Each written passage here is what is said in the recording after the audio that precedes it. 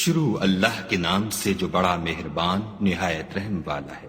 جب حساب کتاب کا کام فیصل ہو چکے گا تو شیطان کہے گا جو وعدہ خدا نے تم سے کیا تھا وہ تو سچا تھا، اور جو وعدہ میں نے تم سے کیا تھا وہ جھوٹا تھا، اور میرا تم پر کسی طرح کا زور نہیں تھا۔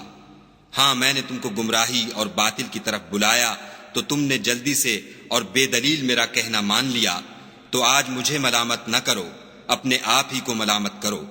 نہ میں تمہاری فریاد رسی کر سکتا ہوں اور نہ تم میری فریاد رسی کر سکتے ہو۔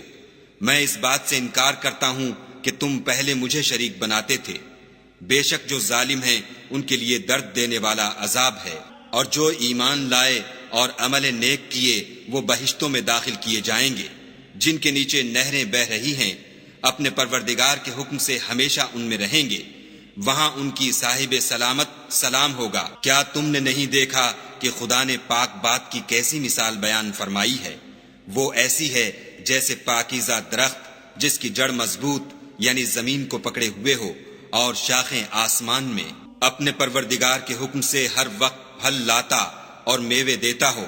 اور خدا لوگوں کے لیے مثالیں بیان فرماتا ہے تاکہ وہ نصیحت پکڑیں۔ اور ناپاک بات کی مثال ناپاک درخت کی سی ہے، نہ جڑ مستحکم نہ شاخیں بلند، زمین کے اوپر ہی سے اکھیڑ کر پھینک دیا جائے، اس کو ذرا بھی قرار و ثبات نہیں۔ خدا مومنوں کے دلوں کو صحیح اور پکی بات سے دنیا کی زندگی میں بھی مضبوط رکھتا ہے اور آخرت میں بھی رکھے گا، اور خدا بے انصافوں کو گمراہ کر دیتا ہے، اور خدا جو چاہتا ہے کرتا ہے۔ کیا تم نے ان لوگوں کو نہیں دیکھا جنہوں نے خدا کے احسان کو ناشکری سے بدل دیا اور اپنی قوم کو تباہی کے گھر میں اتارا؟ وہ گھر دوزخ ہے، سب ناشکرے اس میں داخل ہوں گے، اور وہ برا ٹھکانہ ہے۔ اور ان لوگوں نے خدا کے شریک مقرر کیے کہ لوگوں کو اس کے رستے سے گمراہ کریں۔ کہہ دو کہ چند روز فائدے اٹھا لو، آخر کار تم کو دوزخ کی طرف لوٹ کر جانا ہے۔ اے پیغمبر صلی اللہ علیہ وآلہ وسلم، میرے مومن بندوں سے کہہ دو کہ نماز پڑھا کریں، اور اس دن کے آنے سے پیشتر جس میں نہ اعمال کا سودا ہوگا اور نہ دوستی کام آئے گی، ہمارے دیے ہوئے مال میں سے در پردہ اور ظاہر خرچ کرتے رہیں۔ خدا ہی تو ہے جس نے آسمانوں اور زمین کو پیدا کیا اور آسمان سے مے برسایا، پھر اس سے تمہارے کھانے کے لیے پھل پیدا کیے، اور کشتیوں اور جہازوں کو تمہارے زیر فرمان کیا تاکہ دریا اور سمندر میں اس کے حکم سے چلیں، اور نہروں کو بھی تمہارے زیر فرمان کیا، اور سورج اور چاند کو تمہارے لیے کام میں لگا دیا کہ دونوں دن رات ایک دستور پر چل رہے ہیں، اور رات اور دن کو بھی تمہاری خاطر کام میں لگا دیا، اور جو کچھ تم نے مانگا سب میں سے تم کو عنایت کیا، اور اگر خدا کے احسان گننے لگو تو شمار نہ کر سکو، مگر لوگ نعمتوں کا شکر نہیں کرتے۔ کچھ شک نہیں کہ انسان بڑا بے انصاف اور ناشکر ہے۔ اور جب ابراہیم نے دعا کی کہ میرے پروردگار اس شہر کو لوگوں کے لیے امن کی جگہ بنا دے، اور مجھے اور میری اولاد کو اس بات سے کہ بتوں کی پرستش کرنے لگیں بچائے رکھ۔ اے پروردگار، انہوں نے بہت سے لوگوں کو گمراہ کیا ہے، سو جس شخص نے میرا کہا مانا وہ میرا ہے، اور جس نے میری نافرمانی کی تو بخشنے والا مہربان ہے۔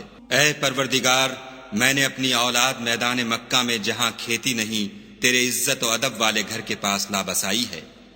اے پروردگار، تاکہ یہ نماز پڑھیں، تو لوگوں کے دلوں کو ایسا کر دے کہ ان کی طرف جھکے رہیں، اور ان کو میووں سے روزی دے تاکہ تیرا شکر کریں۔ اے پروردگار، جو بات ہم چھپاتے اور جو ظاہر کرتے ہیں تو سب جانتا ہے، اور خدا سے کوئی چیز مخفی نہیں، نہ زمین میں نہ آسمان میں۔ خدا کا شکر ہے جس نے مجھ کو بڑی عمر میں اسماعیل اور اسحاق بخشے، بے شک میرا پروردگار دعا سننے والا ہے۔ اے پروردگار، مجھ کو ایسی توفیق عنایت کر کہ نماز پڑھتا رہوں، اور میری اولاد کو بھی یہ توفیق بخش۔ اے پروردگار، میری دعا قبول فرما۔ اے پروردگار، حساب کتاب کے دن مجھ کو اور میرے ماں باپ کو اور مومنوں کو مغفرت کیجو۔ اور مومنوں، مت خیال کرنا کہ یہ ظالم جو عمل کر رہے ہیں خدا ان سے بے خبر ہے، وہ ان کو اس دن تک مہلت دے رہا ہے جبکہ دہشت کے سبب آنکھیں کھلی کی کھلی رہ جائیں گی، اور لوگ سر اٹھائے ہوئے میدان قیامت کی طرف دوڑ رہے ہوں گے، ان کی نگاہیں ان کی طرف لوٹ نہ سکیں گی، اور ان کے دل مارے خوف کے ہوا ہو رہے ہوں گے۔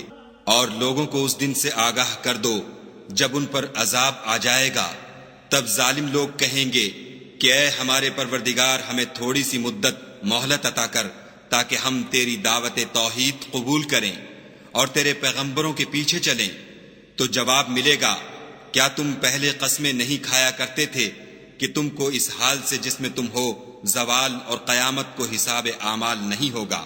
اور جو لوگ اپنے آپ پر ظلم کرتے تھے تم ان کے مکانوں میں رہتے تھے، اور تم پر ظاہر ہو چکا تھا کہ ہم نے ان لوگوں کے ساتھ کس طرح کا معاملہ کیا تھا، اور تمہارے سمجھانے کے لیے مثالیں بیان کر دی تھیں، اور انہوں نے بڑی بڑی تدبیریں کی، اور ان کی سب تدبیریں خدا کے ہاں لکھی ہوئی ہیں۔ گو وہ تدبیریں ایسی غضب کی تھیں کہ ان سے پہاڑ بھی ٹل جائیں، تو ایسا خیال نہ کرنا کہ خدا نے جو اپنے پیغمبروں سے وعدہ کیا ہے اس کے خلاف کرے گا۔ بے شک خدا زبردست اور بدلہ لینے والا ہے۔ جس دن یہ زمین دوسری زمین سے بدل دی جائے گی اور آسمان بھی بدل دیے جائیں گے، اور سب لوگ خدائے یگانہ و زبردست کے سامنے نکل کھڑے ہوں گے، اور اس دن تم گناہ گاروں کو دیکھو گے کہ زنجیروں میں جکڑے ہوئے ہیں، ان کے کرتے گندھک کے ہوں گے اور ان کے منہوں کو آگ لپٹ رہی ہوگی۔ یہ اس لیے کہ خدا ہر شخص کو اس کے اعمال کا بدلہ دے۔ بے شک خدا جلد حساب لینے والا ہے۔ یہ قرآن لوگوں کے نام خدا کا پیغام ہے تاکہ ان کو اس سے ڈرایا جائے اور تاکہ وہ جان لیں کہ وہی اکیلا معبود ہے، اور تاکہ اہل عقل نصیحت پکڑ